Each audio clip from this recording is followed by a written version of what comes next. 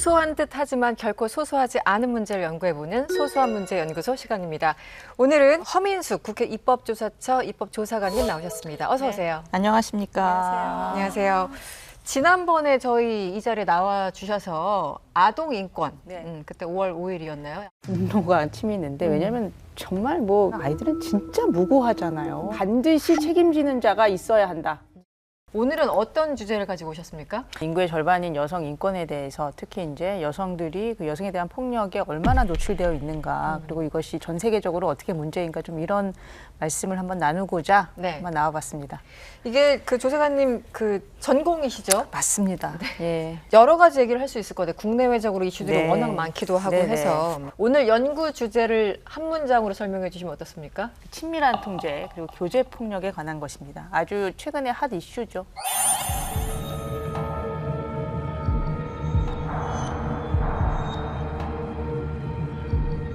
스토킹 처벌법이 시행된 지난 2년 동안 약 2만 건의 스토킹 범죄가 신고됐습니다. 그러나 불구속으로 풀려나고 있어 피해자들의 불안감만 더 커지는 거예요.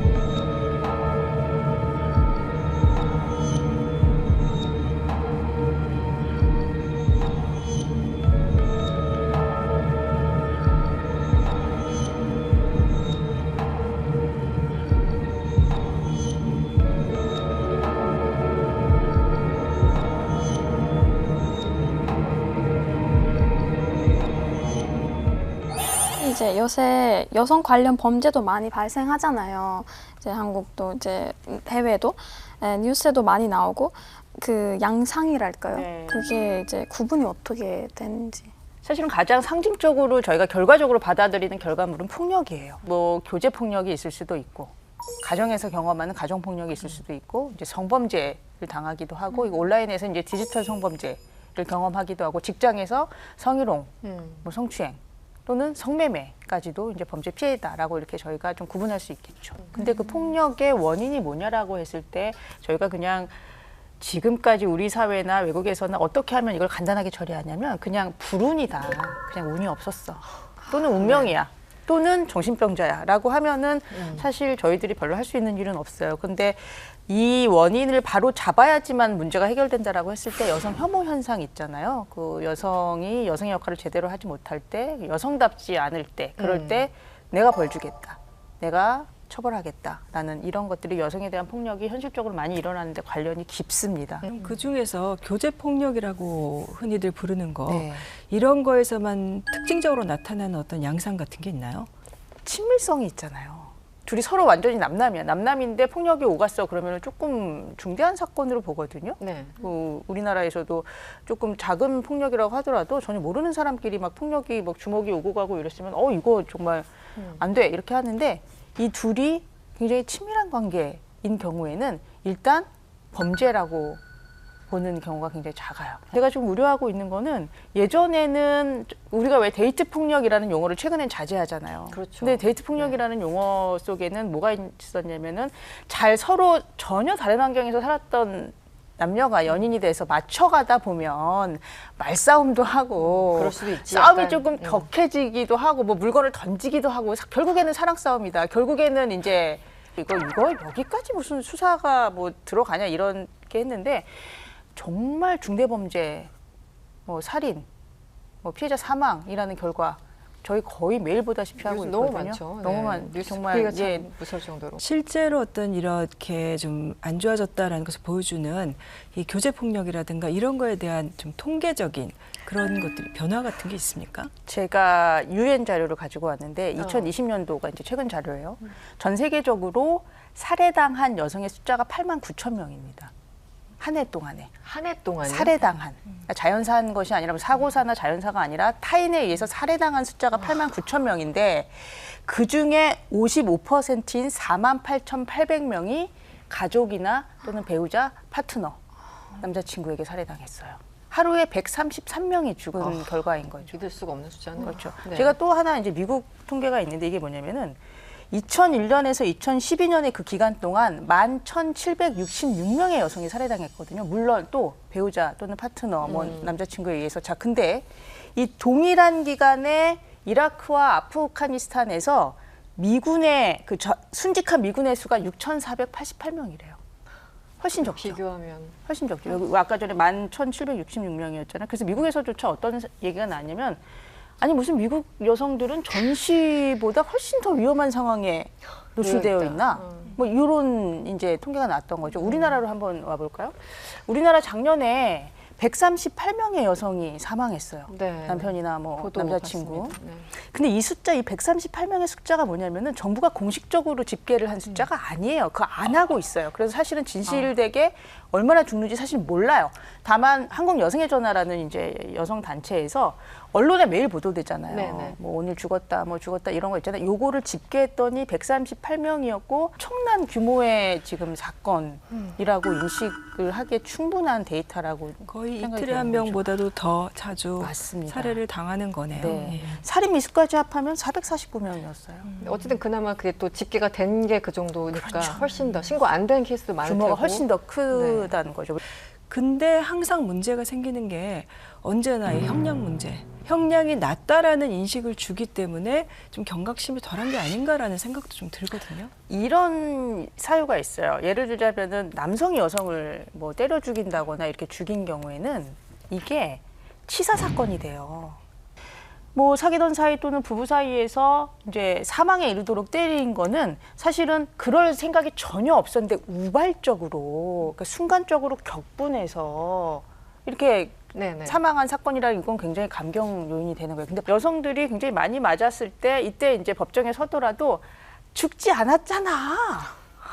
이거예요. 죽을 만큼 지금 그렇게 위험하지 않잖아요. 그래서 사망을 하고 나서야, 사망에 이르고 나서야 진정한 피해자로 인정받는. 사실 이제 여러 가지 문제도 생기고 그래서 결국은 수십 년간 국회에 계류됐던 이 스토킹 처벌법이 맞습니다. 몇 년 네. 전에 생겼는데 예. 큰 변화가 있다고 솔직히 저는 잘 모르겠어요. 네. 근데 피해자 당사자들 입장에서는 그 전에는 경범죄법이었잖아요. 네. 과태료 8만 원? 이제 저희가 이제 쓰레기 불법 투기에도 과태료 내거든요. 그러니까 그 정도 수준의 범죄. 그게 뭐냐면 스토킹 같은 것도 아니 좋아서 좀 따라다닐 수도 있지. 아 좀 이렇게 그 마음을 열려면 문자도 더 많이 보내고 좀 집 앞에서 기다리기도 기다리기도 하고 내 네, 마음을 네. 보여줘야지. 이렇게 인식을 했기 때문에 이거를 범죄로 받아들이지 않았던 거잖아요. 다른 국가들보다 거의 뭐 20, 30년 늦게 이 법이 만들어졌어요. 다른 국가들에서는 90년대에 다 만들어졌거든요. 그것 때문에 만들어졌는데 실제 경찰들이 제대로 뭐 정부에서 제대로 여기에 대해서 역할을 다 하고 있는 건지는 솔직히 모르겠어요. 요즘 뉴스들이 너무 많이 나와가지고 그런 건지 모르겠는데. 사실 스토킹 범죄는 가해자 피해자가 완전히 분리가 완벽하게 되면은 피해자 사망하지 않아요. 그렇죠. 만나지 완벽하게 않으면. 되면. 그렇죠. 만날 일이 없으면 피해자가 원하는 것도 그거예요. 제발 안 만나게 해달라 이거거든요. 그러면은 이제 접근금지 명령 하잖아요. 100m 이내로 오면 안 되고 주거지 찾아가면 안 되고 연락해서도 안 되고 문자 보내도 안 돼. 자, 근데 문제는 뭐냐면은 접근금지 명령을 지킬 것인가는 누구한테 달려 있냐면 오롯이 가해자한테 그렇죠. 달려 있어요. 네네. 그러면 접근금지 명령을 위반하고 찾아오면 그만인 거예요. 자, 그리고 이제 경찰에서 스마트워치 들어보셨어요? 네. 스마트워치 딱 주면서 이제 나타나면 눌러라. 연락하라 그러는 거죠. 네네. 맞닥뜨려요. 눌러요. 무슨 소용이 있어요? 눈앞에 있는데. 눈앞에 흉기 들고 있는데 누르면 뭐예요? 그래서 요거를 완벽하게 해결할 수 있는 것이 바로 GPS 위치 추적 장치예요. 지금 미국에서 거의 다 도입이 되었고 지금 프랑스, 영국, 호주, 스페인에서 도입된 거. 이건 뭐냐면은 접근금지 명령을 내리면서 둘 모두에게 GPS 장치를 주는 거예요. 양쪽에. 양쪽에. 위치를 확인하는. 그렇죠. 그러면은 둘 사이의 간격이 좁혀오면 경보음이 울려요. 그러면 괜찮죠? 이렇게 하면은 아무도 안 죽었어요. 사실 미국에서 요 제도를 들여와 놓고서 시범 연구를 했어요. 이게 얼마나 피해자를 보호하는데 그 효과적이냐라고 했을 때 아무런 사망자가 나오지 않았어요. 굉장히 효과적. 그래서 이번 개정할 때 이게 들어왔는데 네네. 우리나라에 들어왔어요. 잠정 조치 중에 하나로 들어왔는데 최근에는 정말 웃지 못할 일이 하나 있었는데 이 가해자랑 피해자의 뭐 직장이 좀 가까웠나 봐요. 네네. 그러다 보니까 경보가 굉장히 자주 울리는 거예요. 심지어 한 직장일 수도 있네요. 네, 정보가 굉장히 잘 그러니까. 들리니까 진짜 법원에서 어떤 결정을 내렸냐면 떼자 그냥 실망감이 들었던 적이 있었어요. 그게 바로 최근의 일이었어요. 그 조금 전에 말씀하신 그 이제 외국에서는 어떤 사례들이 있는지 뭐 미국도 그렇고 독일도 그렇고 우리가 생각지 못하고 있는 혹은 도입이 안 된 여러 가지 제도들이 있을 것 같은데 조금 더 설명을 해주시죠. 실제로 어느 정도의 형량을 받는? 일단 기본적으로 다 10년 이상, 10년 10년 이상이고 캘리포니아 주에서는 그거 있어요. 삼진아웃제가 있어요. 네. 한 번 세번 걸렸고 이상. 두 번 걸렸다, 세 번 걸렸다 최소 25년이에요. 스토킹법으로만 최소 25년. 그것만. 그러니까 재범했을 때 호주 태스미아니 주에서도 재범, 가중 요인이 있다. 이런 경우 21년형. 이렇게까지?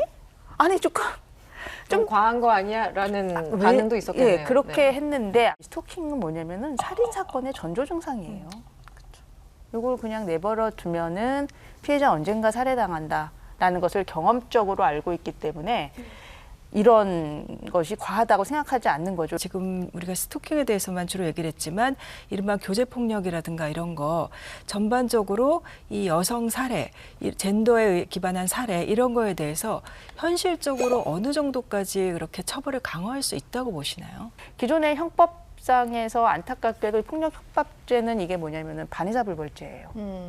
반의사불벌죄는 뭐냐면 피해자의 입만을 바라보고 있는 네네. 거예요. 어떻게 할 거야? 사건 접수할 거야? 이거는 거예요. 그래서 사건 접수라는 것은 뭐냐면은 고소를 진행하겠냐를 묻는 거예요. 여기 저 데이터 나와 있지만 작년에 이 교제폭력으로 신고했다가 현장에서 종결된 사건. 그러니까 경찰이 달려갔는데 피해자가 처벌 의사가 없다.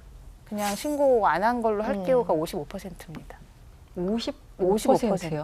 네. 한 이상이네요. 반 이상이에요.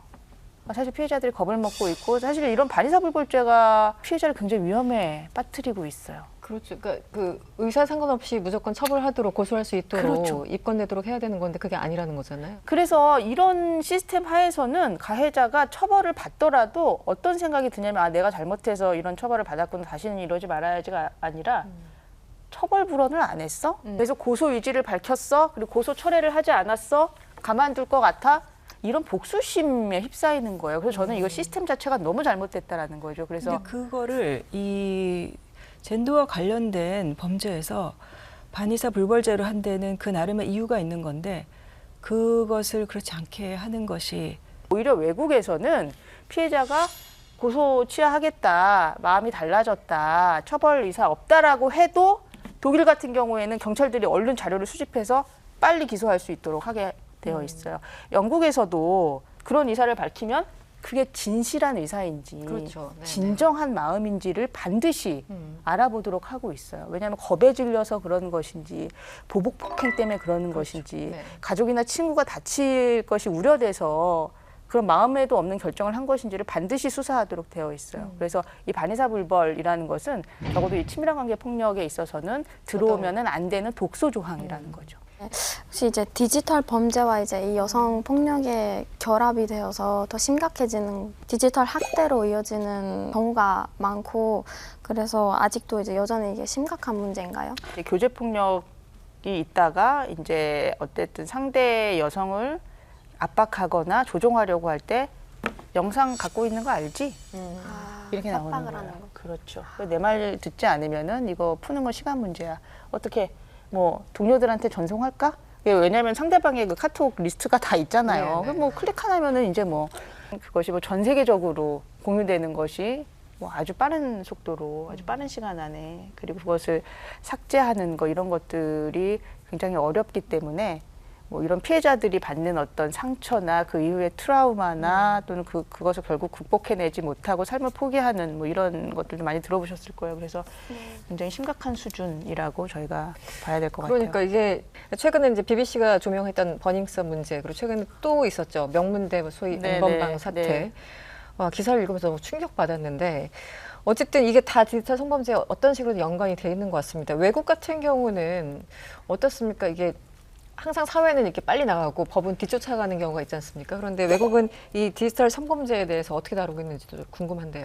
사실 좀 호주를 선도적인 사례라고 이제 많이들 언급을 호주가. 하세요. 2015년도에 이제 온라인 안전강화법이라는 것을 만들어서 안전위원회, 온라인 안전위원회라는 것을 뒀어요. 그래서 그 온라인 안전위원회가 굉장히 좀 강력한 권한을 가지고 있어서 자기들이 거의 입법부처럼 어떤 규정, 그 때에 따라서 필요한 규정을 빨리빨리 만들 수 있어요. 그래서 만약에 피해자가 이렇게 온라인 서핑하다가 내 합성 어떤 네네. 영상물이 떠돌고 있는 것을 만약에 내가 발견하거나 친구가 발견해서 얼른 알려주잖아요. 그럼 이 안전위원회에다가 삭제 요청을 바로 할 수 있어요. 그러면은 여기서는 48시간 이내에 그거를 올린 계정 주인에게 빨리 삭제해라고 하던가 아니면 그것을 방치하고 있는 플랫폼 기업이 네네. 운영하는 플랫폼들 있잖아요. 그 기업주에게 빨리 삭제라고 해서 정해진 기간 안에 빨리 삭제하지 않으면 개인한테는 1억 정도의 벌금을 물리고요. 기업에게는 한 5억 정도의 벌금을 물립니다. 강력하네요. 네. 예. 그리고 이제 미국에서도 특히 디지털 성범죄의 피해자가 미성년자일 경우에는